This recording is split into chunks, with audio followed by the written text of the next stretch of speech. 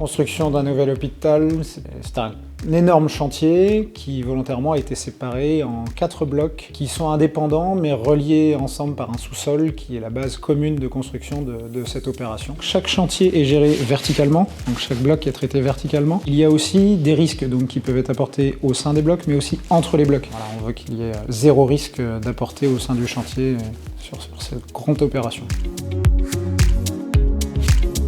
En relation avec DECRA, on a une organisation au sein de la maîtrise d'œuvre et au sein de la société DECRA comme nous, pareil, une gestion par bloc. Mais là où la mission de DECRA va encore plus loin, c'est qu'ils doivent aussi gérer l'ensemble des risques et donc gérer transversalement tous les risques que peuvent avoir chaque bloc les uns envers les autres. On a un interlocuteur par bloc et là, on peut avoir les réponses rapides, car la personne en charge d'un bloc a la connaissance de ce bloc, et ce qui permet d'avoir de la réactivité pour toutes les questions que l'on peut avoir en termes de sécurité. Parmi les différents enjeux du chantier du CHU, c'est notamment sa grandeur. Il fait relativement 10 hectares, environ un peu plus de 1300 personnes sur le chantier. Ce qui fait qu'aujourd'hui, il y a différents intervenants, différentes entreprises, que ce soit côté maîtrise ou côté compagnon. C'est quand même un enjeu qui est important et que nous, on doit justement se familiariser à cet environnement. C'est un chantier emblématique parce que en Europe aujourd'hui, c'est le plus gros chantier sur une structure bâtiment.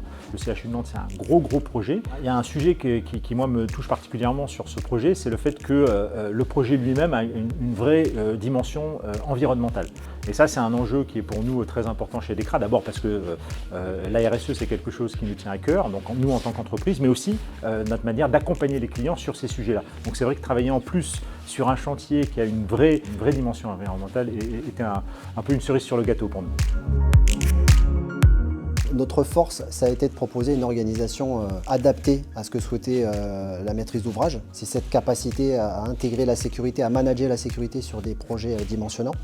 Ce qu'il est important de dire, c'est que le chantier a commencé en 2021, une fin prévue en 2026, donc c'est un chantier très dimensionnant. On a la fierté d'annoncer que les taux de fréquence et taux de gravité depuis le début du chantier, 2021, sont très en deçà de la moyenne nationale.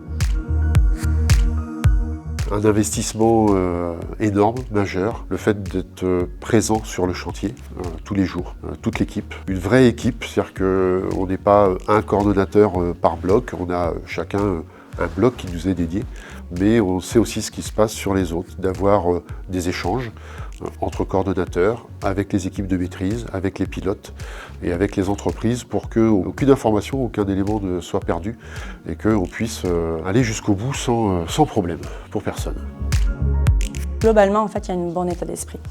Ils travaillent tous ensemble, ils veulent tous la même chose, à savoir satisfaire le client. Ils ne perdent pas de vue que parfois, effectivement, il faut revoir les organisations, il faut repenser les choses.